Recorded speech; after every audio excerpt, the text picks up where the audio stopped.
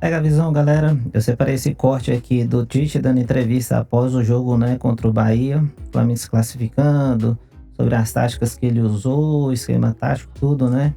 Escalação. E aí nós vamos ver o nosso amigo João Guilherme aí comentando tudo, né? Então vamos ver o que ele falou aí. E bora pro vídeo. Jogou bem ou não? Tite Kleber, boa noite, parabéns pela vitória. João Pedro Fragoso, do Jornal o Globo. Tite, eu queria te perguntar qual foi a estratégia que vocês pensaram não só para essa partida, mas para a sequência da temporada sem o Pedro, e qual a sua avaliação desse primeiro momento de como a equipe se adaptou a essa estratégia? Obrigado. Nós não fizemos projeção para o restante da competição sem o Pedro. A gente fortalece quem está e o campo vai falar. Então não está para te antecipar situações, né? Então ela é o desempenho da equipe e a adaptação, sim. E a tua pergunta ela é bastante inteligente nesse aspecto. Como é que se aciona um jogador com características diferentes? Então, o BH é de atacar espaço, até no primeiro tempo era demais, os dois marcadores eles já estavam marcando a bola de profundidade do que a bola no pé. E no intervalo nós falamos, tem bola que é para ti, BH no pé, tem hora que ela é de apoio, o Gerson chamou ele e disse, faz sua finta, que ela vai entrar para ti também fazer em 2 tempos, porque eles estão dando essa possibilidade. É muito difícil de marcar um jogador que tem essas características do BH, fora o cabeceio que ele tem.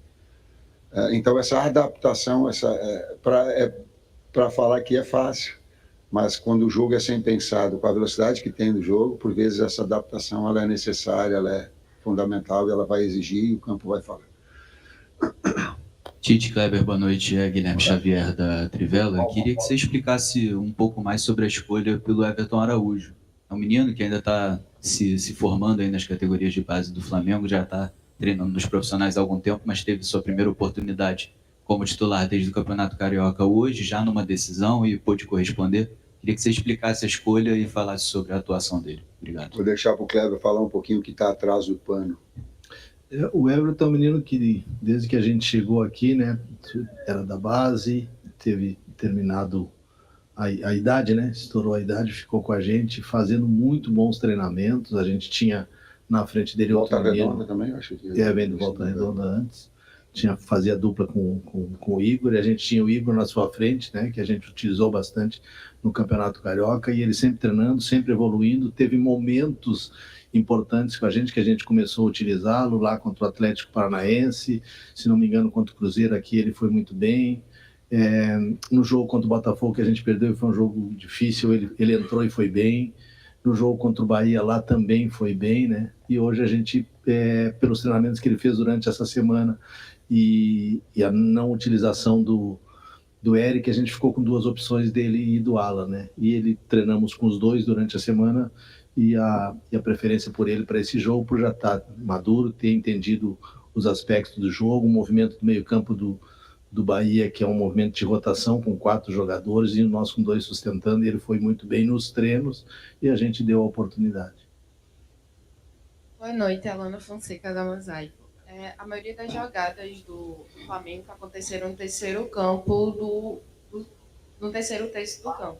Eu gostaria de saber se foi algo realmente pensado pelo Bahia, por ser um time também ofensivo, e quando você fez essa jogada, acabou que os pontas tiveram mais liberdade também, ou foi só porque você tinha essas peças disponíveis? A compactação da equipe ela se dá onde a bola estiver.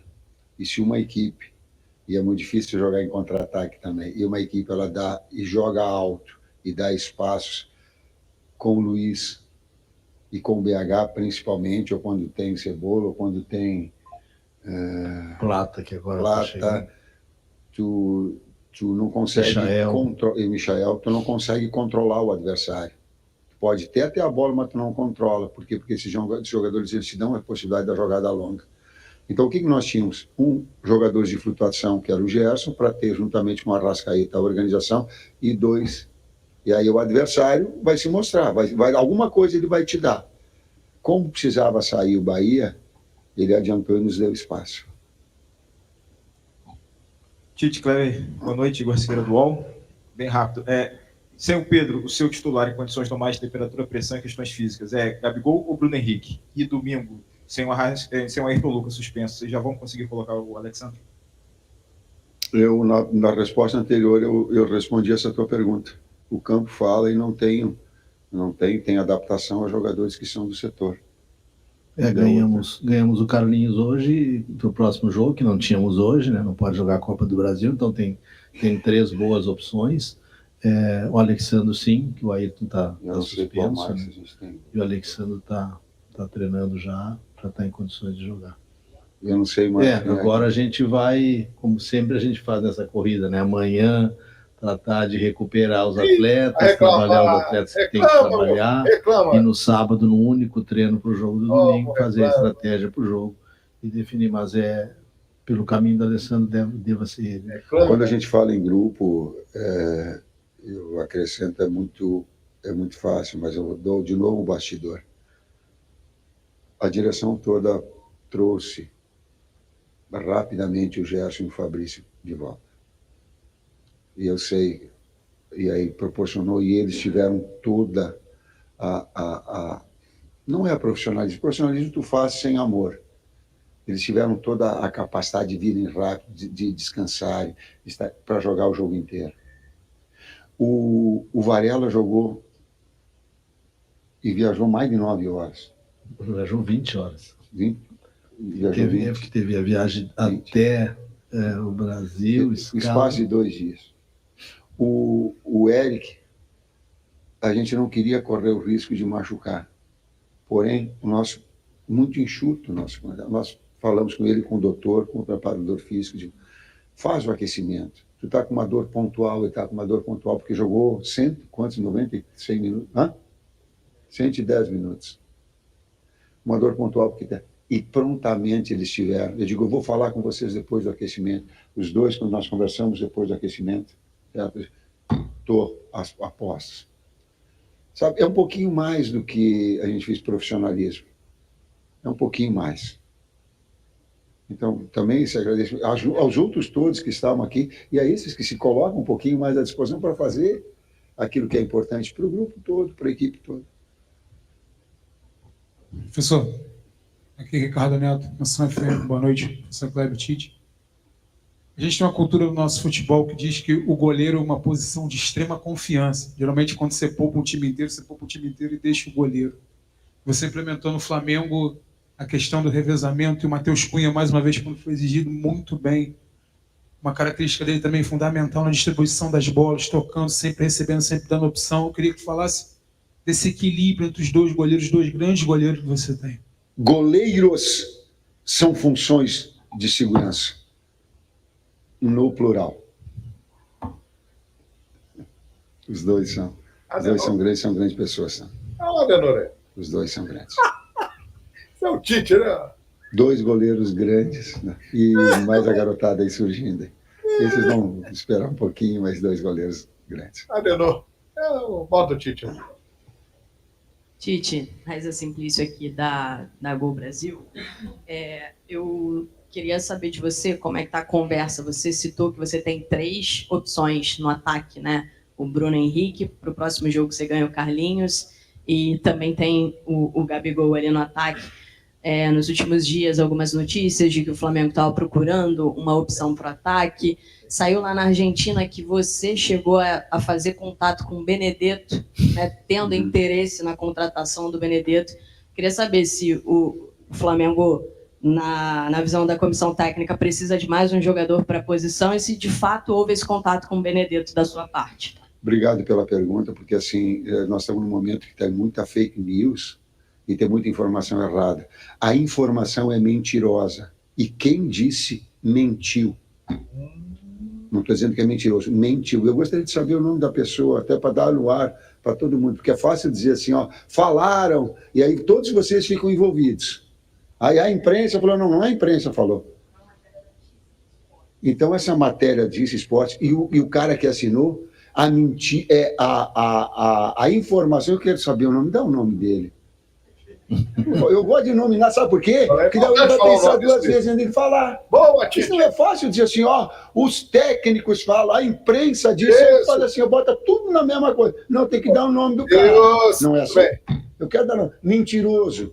É mentira. Não falei, nem conheço o Benedetto. Joguei só contra. Tá?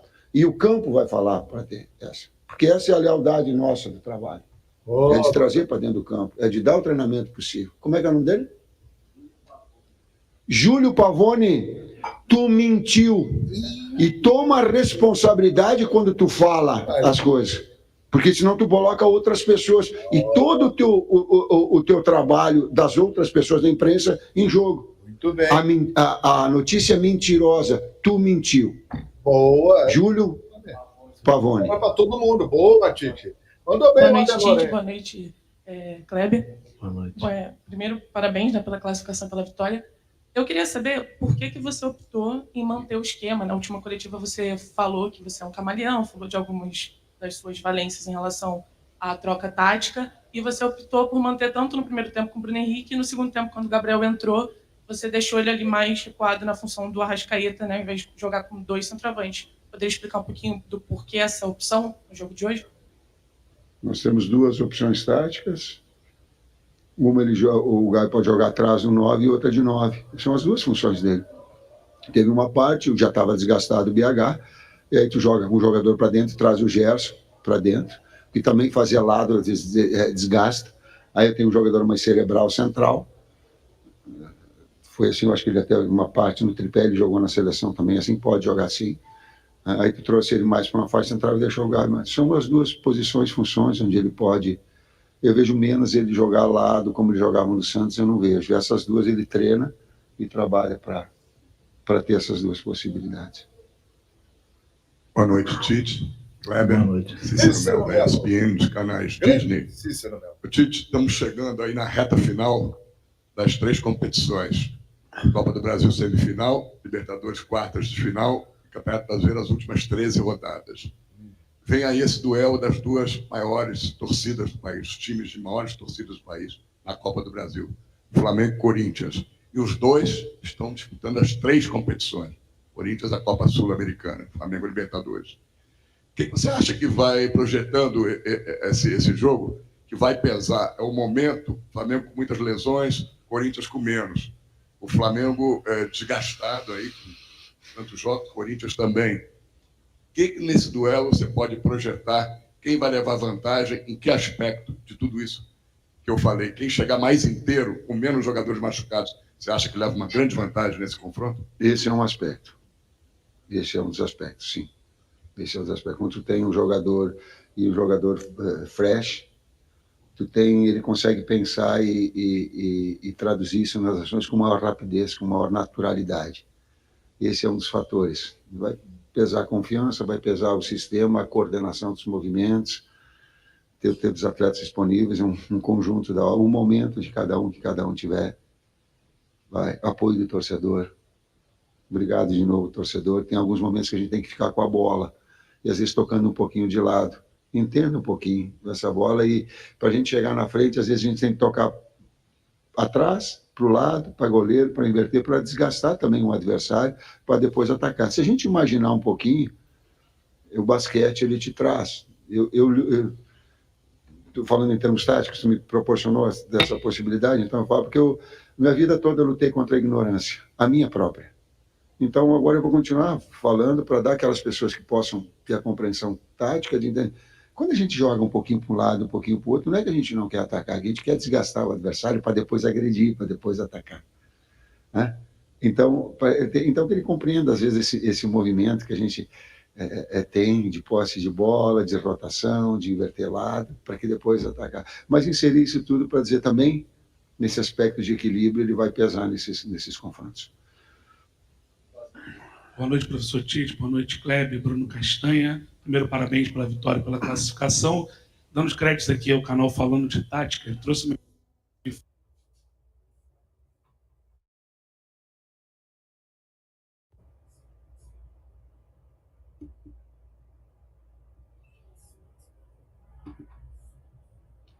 informação que o Flamengo demorava 10 segundos, né, pressão pós-perda, para poder recuperar a posse de bola. Na seleção, você usava muito o termo, né, cara, o hack 5, para recuperar a bola o mais rápido possível, em 5 segundos.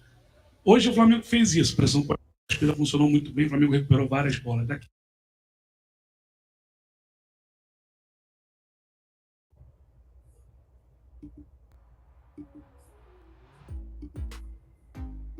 para frente, com a chegada de reforços,